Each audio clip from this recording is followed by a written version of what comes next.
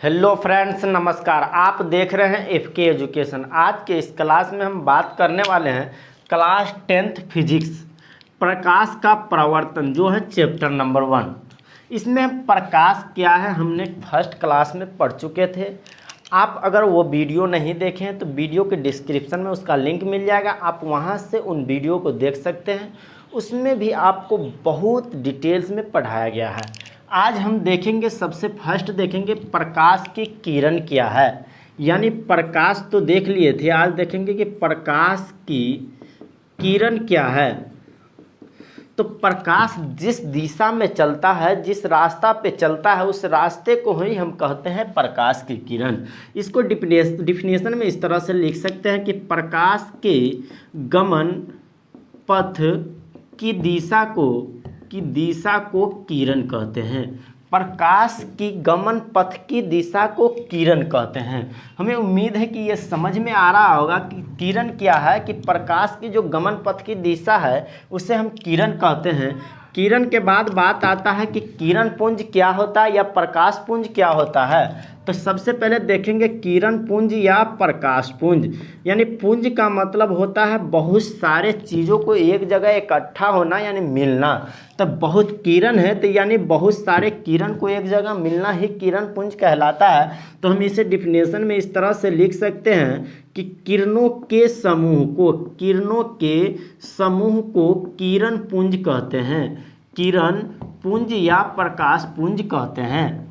तो इस तरह से डिफिनेशन में आप लिखिएगा, एक नोटबुक बनाते जाइए कि किरण पुंज क्या है। तो किरणों के समूह को किरण पुंज या प्रकाश पुंज कहते हैं। ये अगर समझ गए हैं तो देखिए किरण पुंज जो है बहुत सारा किरण, जैसे देखिए यहाँ पर प्रकाश दे रहे हैं, इसमें बहुत सारे किरण आ रहे हैं। इस तरह से किरण क्या है, ये देखिए, ये जो तीर का निशान देख रहे हैं यही एक किरण है। किरण के हम जो मैथ में भी इसे डिटेल्स में पढ़े हुए थे कि किरण क्या है, जिसे एक तरफ से अनंत तक खींचा जाके तो तथा दूसरा सिरा उसका फिक्स हो, तो ये एक किरण है। यानी कि इसका दूसरा सिरा फिक्स है तथा एक तरफ से देखिए ये क्या है, किरण यानी तीर का निशान।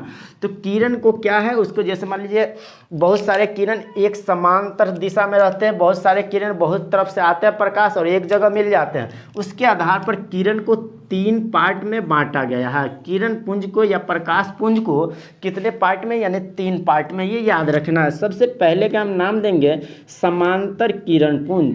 समांतर यानी पैरेलल बीम ऑफ लाइट। दूसरा होता है क्या, अभिसारी किरण पुंज।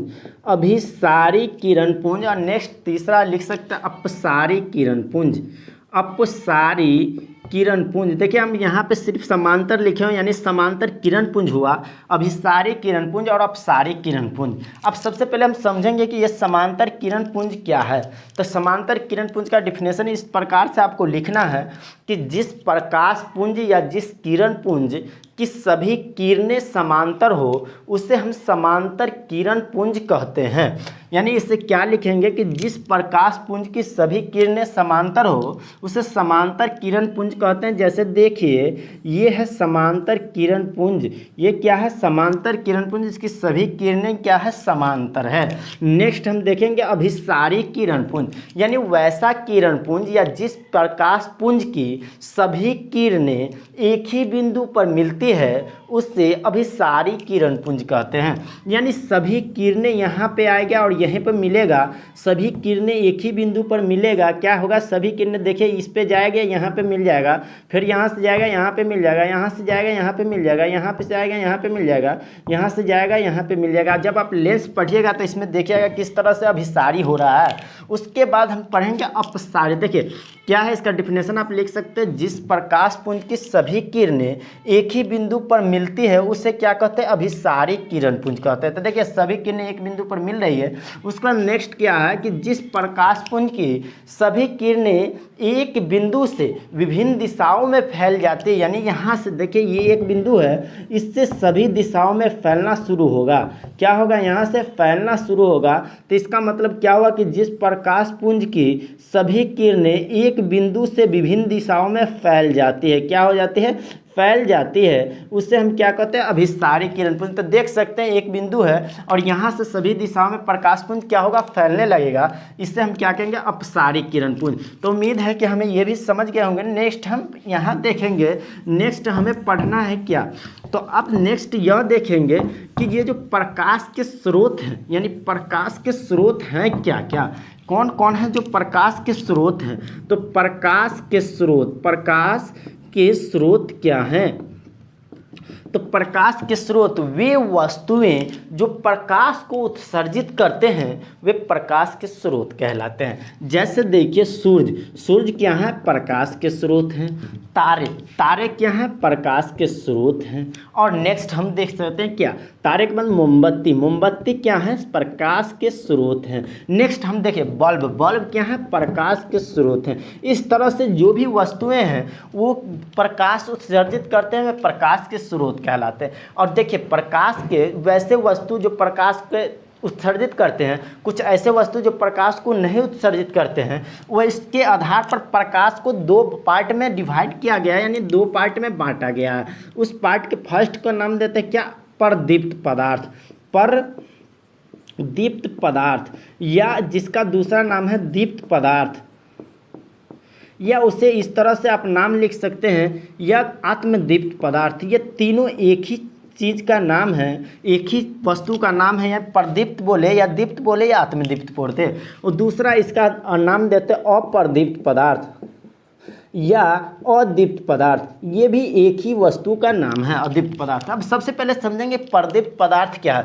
तो प्रदीप्त पदार्थ और प्रकाश के स्रोत दोनों सेम ही हैं। यानी प्रदीप्त पदार्थ वे पदार्थ जो प्रकाश को उत्सर्जित करते हैं, यानी स्वयं प्रकाश देते हैं, वैसे पदार्थ को हम क्या कहेंगे, प्रदीप्त पदार्थ। डिफिनेशन किस प्रकार से लिखना है आपको, कि वे वस्तुएं जो प्रकाश को उत्सर्जित करते हैं उससे हम प्रदीप्त या दीप्त या आत्मदीप्त पदार्थ कहते हैं। जैसे सभी एग्जाम्पल आप यहाँ का लिख सकते हैं। सूर्य देखिए प्रकाश को उत्सर्जित करते हैं, तारे भी प्रकाश को उत्सर्जित करते हैं, मोमबत्ती भी प्रकाश को, इत्यादि ये सब लिख सकते हैं। अप्रदीप्त पदार्थ वे पदार्थ जो प्रकाश को उत्सर्जित नहीं करते, यानी प्रकाश स्वयं नहीं देते लेकिन प्रकाश की उपस्थिति में दिखाई देते हैं। जैसे देखिए ये हम मार्कर लिए हो, ये मार्कर भी क्या है, ये मार्कर भी एक आत्मदीप्त पदार्थ है। ये प्रकाश उत्सर्जित नहीं करते लेकिन प्रकाश की उपस्थिति में दिखाई देते हैं। आप इस तरह से कुछ भी लिख सकते हैं, टेबल लिख सकते हैं, इस तरह से आप कुछ भी लिख सकते हैं, मनुष्य लिख सकते हैं, क्या है वो प्रकाश को नहीं देते लेकिन दिखाई देते हैं। इस तरह से कुछ भी लिख सकते हैं, पेड़ लिख सकते हैं इत्यादि। दुनिया में बहुत सारी वस्तु आप देख सकते हैं, मोबाइल, कपड़ा,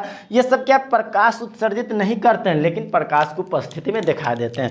आपको एक बात नोट करके याद रखना है कि चंद्रमा क्या है, चंद्रमा एक दीप्त पदार्थ है या अदीप्त पदार्थ है। तो चंद्रमा एक अदीप्त पदार्थ है। चंद्रमा क्या है, एक अदीप्त पदार्थ है, ये याद रखना है। चंद्रमा क्या है, एक अदीप्त पदार्थ है क्योंकि यह प्रकाश उत्सर्जित नहीं करता है लेकिन प्रकाश की उपस्थिति में दिखाई देता है, इसीलिए चंद्रमा क्या है, चंद्रमा एक अदीप्त पदार्थ है। नेक्स्ट हम देखेंगे, जब ये सब समझ गए तो हमें यह भी समझना है कि प्रकाश कौन कौन से ऐसे वस्तु हैं जो प्रकाश को अपने से होकर बाहर जाने देते हैं और कौन कौन से ऐसे वस्तु हैं जो प्रकाश को अपने से होकर बाहर नहीं जाने देते हैं, हम उन्हें भी तो समझें। तो वैसे वस्तु जो प्रकाश को अपने से बाहर जाने देते हैं, जो नहीं जाने देते हैं, उसके आधार पर प्रकाश को 3 पार्ट में बांटा गया है। देखिए वैसे वस्तु, एक फर्स्ट का नाम देते हैं क्या, पारदर्शी पदार्थ, उसका एक का नाम है अपारदर्शी पदार्थ, थर्ड का नाम है पारभासी पदार्थ। इससे हम समझते हैं पारदर्शी पदार्थ वैसा पदार्थ जिससे होकर प्रकाश आसानी से पार हो जाए। यानी आप देख सकते हैं हवा से होकर क्या होगा, इसमें क्या हो जाएगा, जिससे होकर प्रकाश क्या होगा, आसानी से पार हो जाएगा, यानी एक तरफ से दूसरी तरफ आसानी से पार हो जाएगा। जैसे में क्या लिखेंगे, हवा, पानी, इत्यादि कर सकते हैं। ये क्या है, निर्वात। ये सब क्या है, जिससे होकर प्रकाश आसानी से पार हो जाएगा। ये सब क्या है, हवा, पानी इत्यादि कर दीजिए। ये सब क्या है, पारदर्शी पदार्थ। अपारदर्शी पदार्थ, जिनसे होकर प्रकाश एक तरफ से दूसरी तरफ न जा सके, यानी एक तरफ रहे दूसरी तरफ। जैसे देखिए घिरा हुआ दीवार आप देख सकते हैं, जैसे टेबल देख सकते हैं, बेंच देख सकते हैं, ईंटा देख सकते हैं। ये सबसे प्रकाश एक तरफ से दूसरी तरफ नहीं जाएगा, रुका जाएगा। देखिए रुक जाएगा। उसी तरह आप नेक्स्ट देखते हैं पारभासी पदार्थ, वैसे पदार्थ जिनसे होकर प्रकाश के थोड़े यानी कि अंशतः एक तरफ से दूसरी तरफ दिखाई दे, यानी वैसा पदार्थ जिनसे होकर प्रकाश के थोड़े से भाग एक तरफ से दूसरी तरफ जा सके यानी पार हो सके। जैसे इसे लिखेंगे एग्जाम्पल में, तेल लगा हुआ कागज। क्या लिखेंगे, तेल लगा। देखिए तेल लगा दीजिए, तेल लगा हुआ कागज से क्या होगा कि थोड़ी सी भाग उससे एक तरफ से दूसरी तरफ दिखाई देगा। इस तरह से हम इसे भी परिभाषित कर सकते हैं। नेक्स्ट हमें पढ़ना है नेक्स्ट क्लास में कि प्रकाश का परावर्तन होता क्या, यानी प्रकाश जो है ना उसका परावर्तन क्या है, हम ऐसे बता दे रहे हैं। यानी प्रकाश, तो प्रकाश का परावर्तन पढ़े। उसी तरह हो सकता है ध्वनि का भी परावर्तन होता है। यानी प्रकाश है तो यानी इसका मतलब ये हो कि प्रकाश किसी वस्तु से टकराएगा और उसके बाद वही वापस लौट जाएगा, तो यानी प्रकाश वापस हुआ ना, इसीलिए इसे हम क्या कहेंगे, प्रकाश का परावर्तन। अब हम नेक्स्ट टॉपिक पढ़ेंगे नेक्स्ट क्लास में कि प्रकाश का परावर्तन क्या है। आप सभी वीडियो को पूरा देखें, सीखें और इसी तरह वीडियो में देखते देखते आगे बढ़ते रहें। यहाँ तक इन वीडियो को एंड करते हैं। वीडियो को पूरा देखने के लिए धन्यवाद। अगर आपको इन क्वेश्चन का PDF चाहिए तो हमारे टेलीग्राम चैनल को ज्वाइन कर सकते हैं, FK एजुकेशन। आप इस चैनल को ज्वाइन कर सकते हैं, यहाँ आपको इनका PDF भी मिल सकता। नहीं तो आप खुद ही, सबसे अच्छा काम होगा कि आप खुद ही नोटबुक बनाएं और उसी से पढ़ें। इसमें आप बहुत कुछ सीख जाइएगा। ठीक है, तो धन्यवाद।